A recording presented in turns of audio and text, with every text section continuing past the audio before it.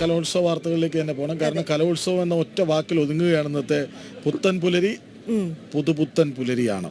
ശരി, അപ്പൊ നമുക്ക് കലോത്സവത്തിന് പുറത്തൊന്ന് പോയാലോ? അതായത് ഞാൻ ഒരു റിപ്പോർട്ട് വായിച്ചത് 10 കോടിയുടെ കച്ചവടമാണ് ഈ 5 ദിവസം കൊണ്ട് പ്രതീക്ഷിക്കുന്നത് എന്നാണ്. അപ്പോൾ വരാനിരിക്കുന്നത് കച്ചവടത്തിന്റെ ഉത്സവം കൂടിയാണ്. അപ്പോൾ ഈ കലോത്സവത്തിന്റെ ഗ്രൗണ്ടിൽ നിന്ന് വൃത്തത്തിൽ നിന്ന് നമ്മൾ പുറത്തിറങ്ങുന്നു. അവിടെ കച്ചവടക്കാർ വലിയ ആശ്വാസത്തിലാണ്, ആത്മവിശ്വാസത്തിലാണ്. ഒപ്പം ഓട്ടോറിക്ഷക്കാരും, അതായത് അവർക്ക് ഈ തിരക്കിനിടയിലൂടെ ചിലപ്പോൾ മത്സരാർത്ഥികളെ പോലും അവിടെ എത്തിക്കേണ്ടി വരും. അപ്പോൾ ഓട്ടോറിക്ഷ തൊഴിലാളികളെ കുറിച്ച്, കച്ചവടക്കാരെ കുറിച്ച് ആ വാർത്ത കാണാം. കൗമാരകലയുടെ പുത്തനുണർവിലേക്ക് അനന്തപുരി കടക്കുമ്പോൾ നഗരത്തിലെ കച്ചവടക്കാരും ഓട്ടോറിക്ഷ തൊഴിലാളികളുമൊക്കെ വളരെയേറെ പ്രതീക്ഷയിലാണ്. സംസ്ഥാന സ്കൂൾ കലോത്സവത്തിൻ്റെ ആരവങ്ങൾക്കിടെ നമുക്ക് അവരുടെ വിശേഷങ്ങളിലേക്ക് കൂടെ ഒന്ന് പോയി വരാം.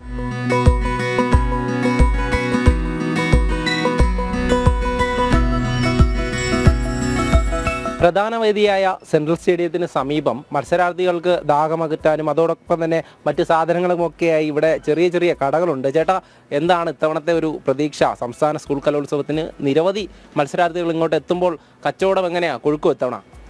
തീർച്ചയായിട്ടും കച്ചവടം കൊഴുക്കും എന്നുള്ളത് തന്നെയാണ് നല്ലൊരു പ്രതീക്ഷ. കലോത്സവം സെൻട്രൽ സ്റ്റേഡിയത്തിൽ വന്നതിൽ അത്രയും എക്സൈറ്റഡ് ആണ്. എന്തായാലും ലക്ഷക്കണക്കിന് ആൾക്കാർ വരുന്നതാണ്. ഈ ഒരു 5 ദിവസം നല്ല രീതിയിൽ കച്ചവടം കൊണ്ടുപോകാൻ കഴിയും എന്ന് തന്നെയാണ് നല്ല പ്രതീക്ഷയുണ്ട്. കുട്ടികൾക്കുള്ള ചായയും കടികളും ഒക്കെയായി ചായക്കടകളും സജീവമാണ്. എങ്ങനെയാ ഇത്തവണ കൂടുതൽ കടികളും ചായയൊക്കെ ഉണ്ടാക്കേണ്ടി വരൂലേ? തീർച്ചയായിട്ടും ഉണ്ടാക്കേണ്ടി വരും. നല്ല ചായയും കടിയും തന്നെ കുടിക്കുകയും ചെയ്യും. കൂടുതൽ പേര് ഇങ്ങോട്ടേക്ക് എത്തും. നേരത്തെയും ഇതുപോലെ തന്നെയാണോ? കച്ചവടം കുറവായിരുന്നു. ഇപ്പോൾ ഇത് സാധനങ്ങളൊക്കെ നമ്മൾ വാങ്ങിച്ച് വെച്ചിട്ടുണ്ട്. കച്ചവടം വരണമെന്നാണ് പ്രതീക്ഷ.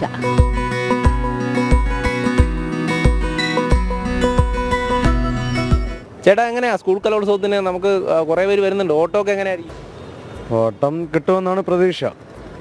നമ്മുടെ ഓട്ടം സ്കൂൾ കലോത്സവം ആയതുകൊണ്ട് ഒരുപാട് കുട്ടികളൊക്കെ വരുന്നുണ്ട്.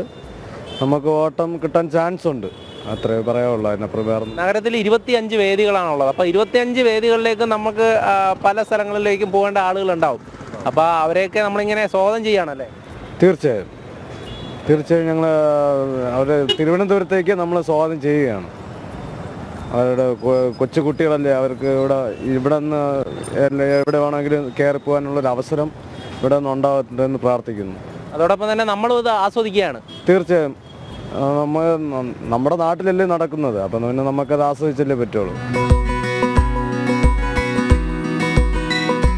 അപ്പോൾ തിരുവനന്തപുരത്തിൻ്റെ സ്പെഷ്യൽ ഐറ്റമാണ് ബോളിയും പാൽപ്പായസവും ഒക്കെ. സംസ്ഥാനത്തിൻ്റെ വിവിധ ഇടങ്ങളിൽ നിന്നും വിദ്യാർത്ഥികളൊക്കെ എത്തുമ്പോൾ ഇങ്ങോട്ടേക്കും കൂടെ എത്തുമെന്നുള്ള പ്രതീക്ഷയിലാണ് ഇവരൊക്കെയും. എങ്ങനെയാണ് ഈ സ്കൂൾ കലോത്സവത്തിന് കച്ചവടം കൊഴുകൊഴുക്കും? പിന്നെ തീർച്ചയായിട്ടും. ഇപ്പോൾ കൂടുതൽ ബോളികളൊക്കെ ഉണ്ടാക്കേണ്ടി വരും. എങ്ങനെയാ വരുന്നവർക്ക് നമ്മൾ ഇങ്ങോട്ടേക്ക് സ്വാഗതം ചെയ്യുന്നു അല്ലേ? എല്ലാവരെയും സ്വീകരിക്കുന്നു. ഇവിടെ നിന്ന് നമുക്ക് കഴിക്കാം. എല്ലാവർക്കും അതിനുള്ള പായസവും ബോളിയും എല്ലാം ഇവിടെ ഉണ്ട്. ഈ മറ്റുള്ള ജില്ലകളിലുള്ളവർക്ക് ഈ ബോളി പാൽപ്പായസം അവരൊന്നും കുടിച്ചിട്ടില്ല. അപ്പോൾ അവർക്ക് പുതിയൊരു അനുഭവം കൂടെ ആയിരിക്കും. തീർച്ചയായിട്ടും നല്ലൊരു അനുഭവമായിരിക്കും. നമ്മളെ ട്രിവാൻഡ്രത്ത് സ്പെഷ്യലാണ് ബോളിയും പായസവും. നല്ല ഓട്ടം കിട്ടുമെന്നാണ് പ്രതീക്ഷിച്ചുകൊണ്ടിരിക്കുന്നത്. വരുമ്പോഴേ അറിയാൻ പറ്റുള്ളൂ, എങ്ങനെയാണെന്ന് അറിയാൻ പറ്റുവാനല്ല. ഇന്ന് ചെറിയ രീതിയിലൊക്കെ ഓട്ടം ഉണ്ടായിരുന്നു. അതിൻ്റെ ഒരു രജിസ്ട്രേഷൻ്റെ ആവശ്യമായിട്ട് ഓരോരുത്തർ പാരൻസായിട്ട് പിള്ളേരെ കൊണ്ടുപോകണം, അങ്ങനെ കുറേ ഓട്ടങ്ങൾ ഉണ്ടായിരുന്നു ഇന്ന്. ഇനിയിപ്പോൾ നാളെ അറിയാം, നാളെയാണ് തുടക്കം. 8-ാം തീയതി ഒരു ഓട്ടം കിട്ടുമെന്ന് പ്രതീക്ഷിക്കുന്നു. എങ്ങനെ ഇതിന്റെ വേദികളൊക്കെ പഠിച്ചു വെച്ചോ? എങ്ങനെ വേദികളൊക്കെ അറിയാം? നമ്മളെ സിറ്റിക്കകത്തുള്ള സ്കൂളുകളൊക്കെ നമുക്ക് അറിയാമല്ലോ. നമുക്ക് ഈ ഭാഗത്തുള്ള സ്കൂളുകളൊക്കെ നമുക്കറിയാം.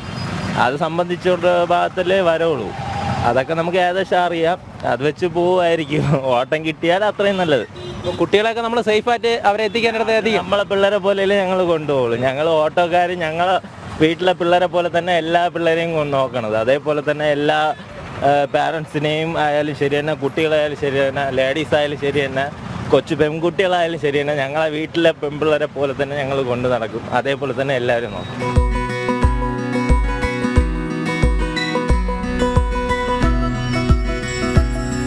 ഏറെ പ്രതീക്ഷയോടെ മത്സരാർത്ഥികളെയും കൂടെയുള്ളവരെയും ഒക്കെ കാത്ത് ചിലർ വേദിക്ക് പുറത്തുമുണ്ട്. എന്തായാലും അവരും ആസ്വാദകർ തന്നെയാണ്. ക്യാമറമാൻ ബിജു പരവൂരിനൊപ്പം എം മനോജ്, ജനം.